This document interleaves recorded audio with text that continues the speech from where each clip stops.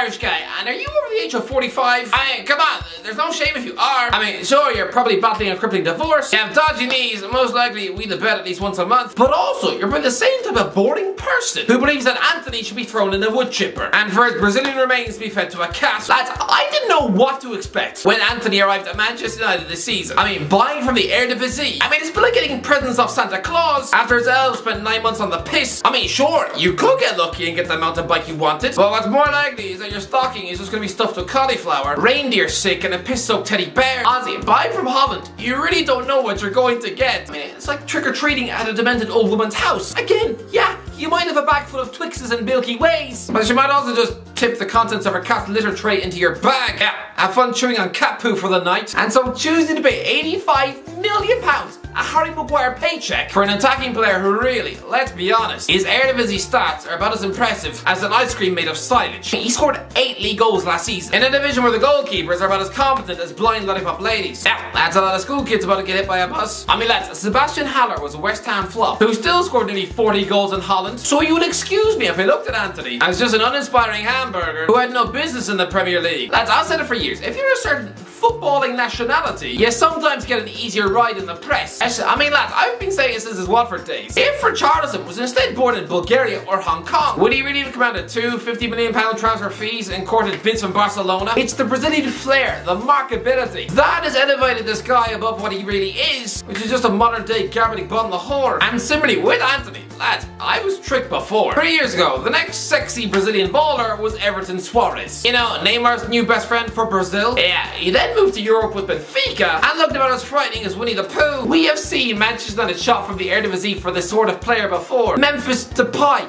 Again, like Ten Hag, he was just a familiar comfort blanket for Louis van Gaal and just wound up being a fashionista cowboy who actually the end product of a cow who's just drank a litre of cement, just putting bricks all over the floor. I thought Antony was just another Depay, so imagine my surprise when he's actually looked dangerous and turned up in the big games, spanking in brilliant goals against Arsenal, Man City and Everton. I want to make it clear, Antony has looked great. Granted, my expectations for him are lower than the Meerkat's not, but still, this guy's not just some cocky show pony who built his ego on bullying Dutch left backs in a farmers league. So why is the media desperate to try and destroy this boy? Against Sheriff Tiraspol last week, Antony receives a pass and then spins in a 360-degree angle twice, as if he's a drunk ballerina. And suddenly he's got old man dinosaurs screaming at him in the media. Gabby Bonhor goes in and Man United star Antony saying he was mugging the opposition off. Yeah, the great big daddy of talk sport, Gabby Bon Lahore. A guy who captained Aston Villa during a relegation scrap, apparently a stone overweight. So, let me get this straight. The club of your dreams need every last man to help fight against the storm, or people will lose their jobs in the canteen. And here he was, most likely just chewing on hamburgers in the back of a taxi on his way to the match. I mean, Bon Lahore said the spin was disrespectful, and that if he was on the pitch, he would have smashed him. Oh, it sounds all very David Brent. I mean, yeah, I don't doubt it really, considering this is the same man who utterly flatlined one of the children of One Direction in a charity match.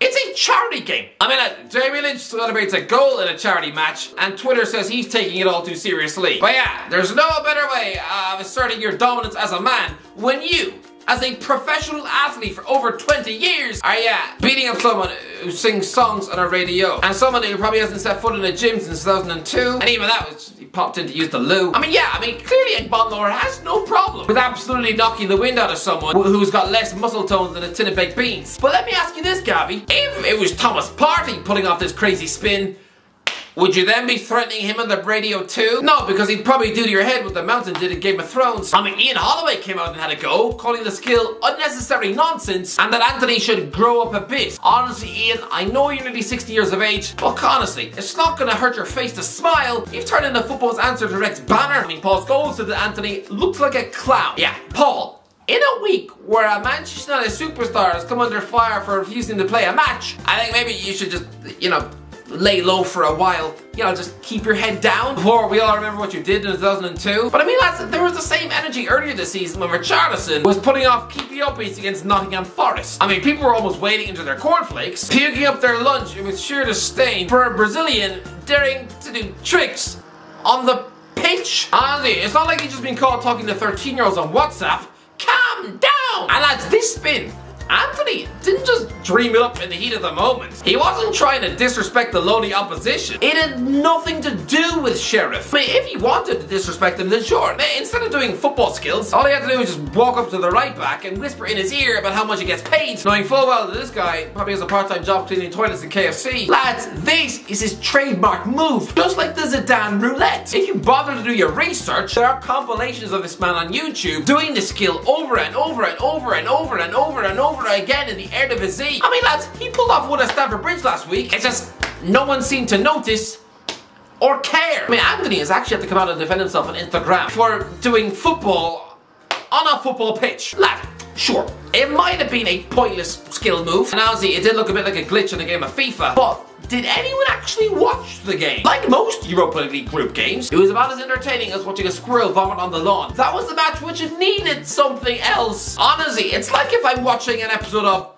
The Great British Bake Off. I find the entire concept of watching fat people bake cakes so mind-numbingly boring that, yeah, I would welcome something new. I would be happy if one of the chubby chefs walked up to the camera lens and instantly got sick on the screen. Sure, it might be disrespecting the show, but you need something so I don't fall asleep. This was not a good game, so why not? Why not pull off a crazy weird skill like that? People are getting mad at a footballer for doing football. I don't get it. It's a skill move. Pundits always talk about respect, respect, respect. But I mean, they pick and choose who to pick on. If Neymar pulls off a Rabona or a rainbow flick over a left back's head, then suddenly the pitchforks and flames are out in force to rip his personality apart with their bare teeth. But in the same breath, they'll also say how their favourite player of all time is Ronaldinho. And lads, I'm sorry, but 45% of that man's entire game was pointless, useless tricks. I mean, lads, he's someone who used to play passes with his back. You can't have it both ways. I mean, lads, using his shoulder blades to pass the ball was probably about as pointless as Antony's skill, when he could have just chosen to turn it around and chest it like a normal human being. But I'm sorry, no. Leave the boring passes to someone like Danny Murphy, someone with all the personality of a shoe. Those different skill moves were what made Ronaldinho great. I mean, lads, if you think this is bad, there was a Brazilian footballer called Curlon. I have no idea what he was like with the ball at his feet.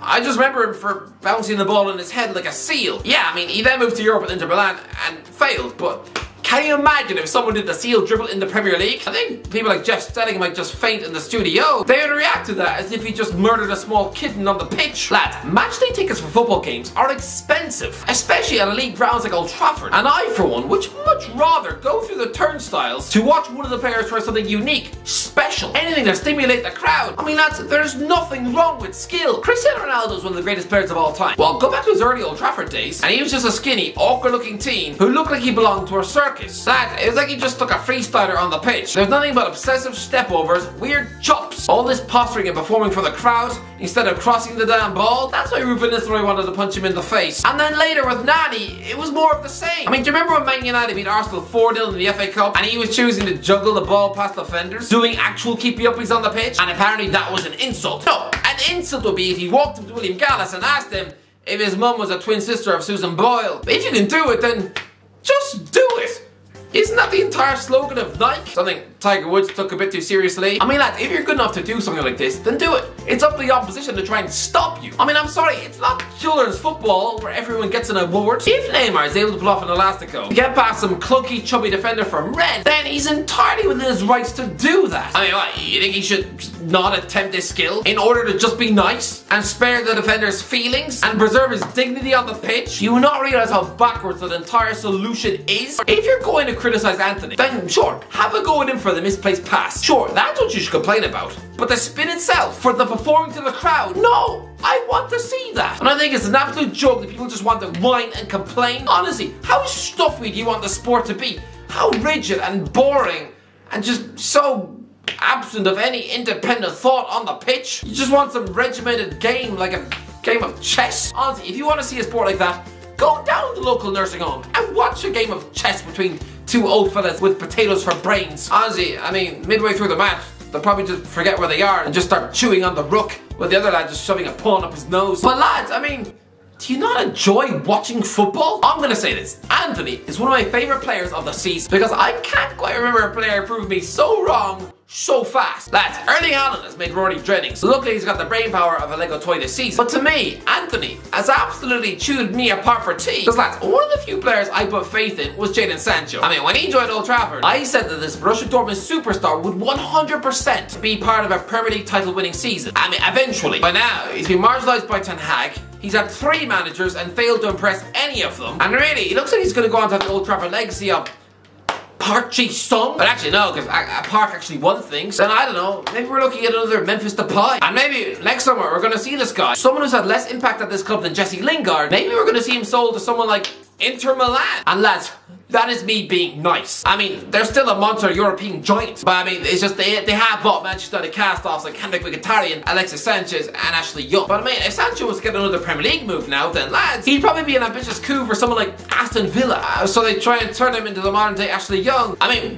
why not? Leon Bailey, who's arguably as good as Sancho in the Bundesliga. So unfortunately, he has proved me wrong so far, but lads, I mean, he's probably going to be left out of England's World Cup squad. I mean, lads, for the money spent on it, oh, if I was Jadon's mum, I'd be weeping into a bowl of chicken nuggets. But with Antony, I didn't expect him to be such an absolute menace on the wing. He's got confidence, flair, tricks, and the ability to seize his moment at Old Trafford. I mean, do you know how easy it would be for a kid from Ajax with such little experience to just melt away under the crushing spotlight at Old Trafford? I mean, lads, this is a kid who was still playing football for Sao Paulo in the first lockdown. I mean, in a year everyone was told to stay indoors and not leave the house, instead of just playing spin the bottle with your mum and your dog, this guy, he was moving continents, swapping the comforts of Brazil for Holland. I mean, lads, this is a rise so utterly monumental and fast, it's like he's just won the X Factor. And suddenly, you've got a country's worth of tabloid journalists rummaging through your bins and being camped on your lawn. The growth of Antony has been absolutely massive. This is a guy who should be applauded. He is a former street footballer, you know, playing futsal with his mates in the streets to escape the reality of, yeah, living in a favela. I mean, has Ed Bonlower ever lived in a Brazilian slum? No, he's always had KFC on his doorstep, and boy, is he taking advantage. Antony is a player who we should celebrate and absolutely encourage. This guy was playing youth football in 2018 and winning tournaments in Japan, and yet here he is,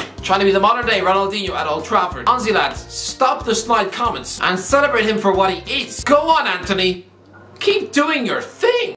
Anyway, that's what do you think? Let me know in the comments what you think of the Antony spin. Let me know if you enjoyed the video. Don't forget to as always, I'll talk to you in a while.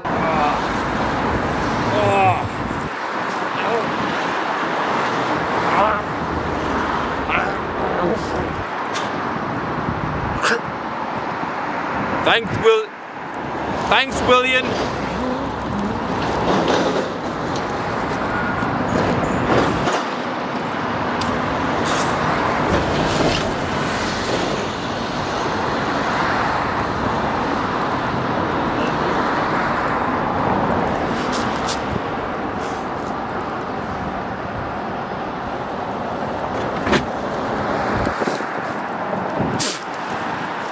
I hate William.